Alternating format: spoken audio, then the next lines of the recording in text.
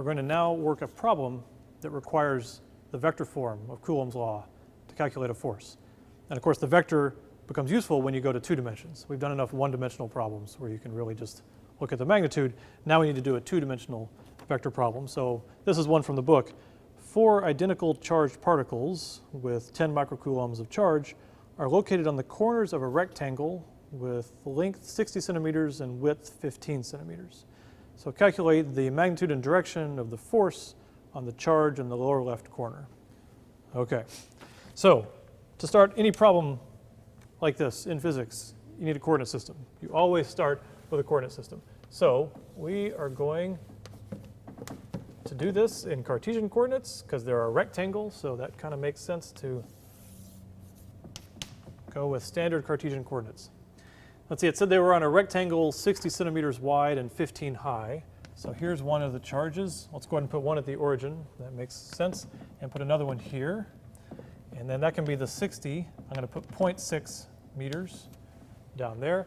And then the other part of the rectangle was shorter. And this isn't quite to scale, but I'm going to call that 0.15 meters. It's not even close to scale.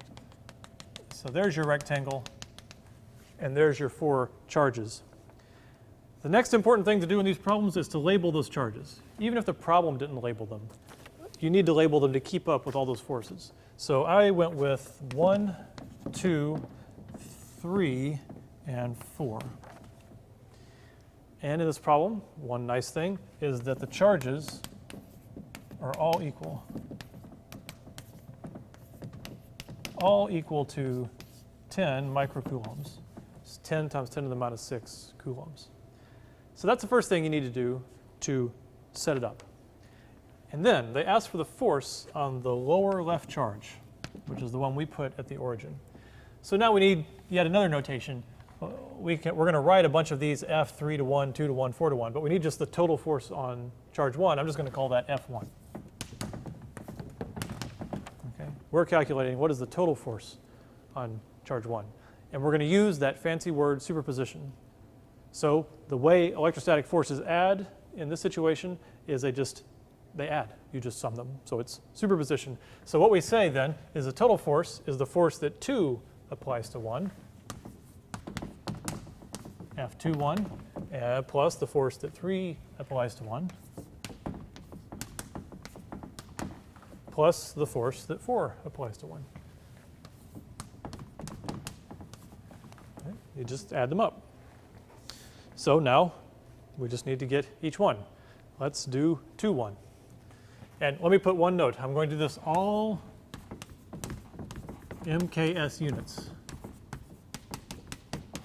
So I'm not going to write the unit in all the little expressions. I'm just going to, everything is MKS. So I'm not going to write meters and coulombs and newtons and all that.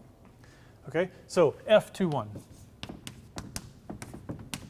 equals KE 9 times 10 to the 9 times the charge. And it's actually the same charge, so I'm going to write it squared. So it equals 10, what was it? 10, yeah, 10 times 10 to the minus 6 coulombs squared. Okay, but I'm not writing coulombs. Over the separation. So 2, 1 was 0.15 meters squared. Okay. And then we would write r hat 2, 1.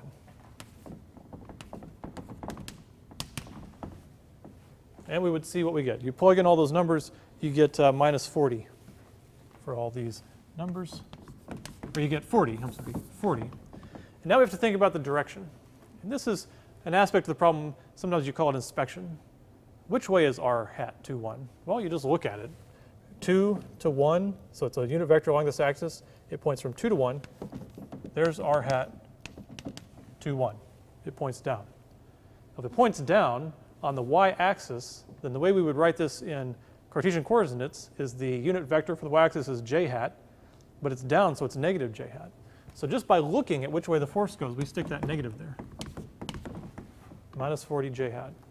So it's a little bit of inspection, just looking at it and thinking about which way everything points. We can also do, very similar, is F41 equals 9 times 10 to the 9 times 10 times 10 to the minus 6. That's 10 microcoulombs squared.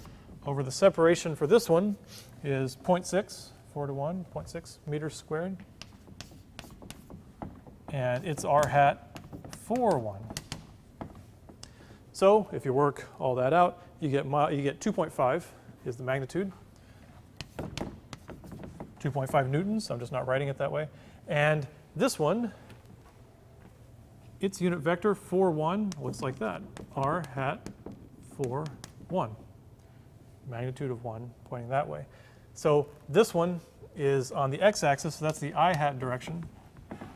And it's negative again, because again, the force is going in the negative direction of the axis. We assumed x was positive this way and y was positive that way. There you go. All right. So again, we're just kind of looking at it and using inspection to decide which way it points. Finally, there's F31.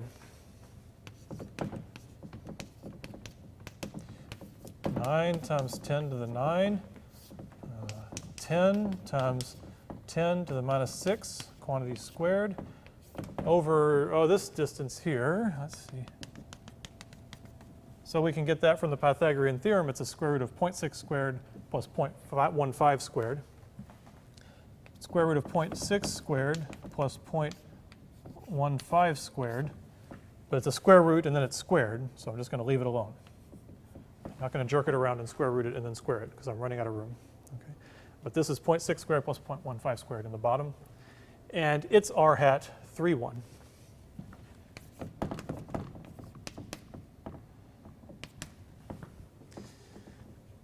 All right, so the magnitude of that one is 2.35 newtons.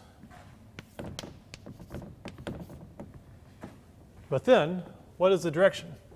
You look at it, I can draw the unit vector, 3, 1, it's like that, r hat 3, 1. But it's not something we can yet put on a Cartesian axis. It's not along a Cartesian axis. So we have a little bit more work to do.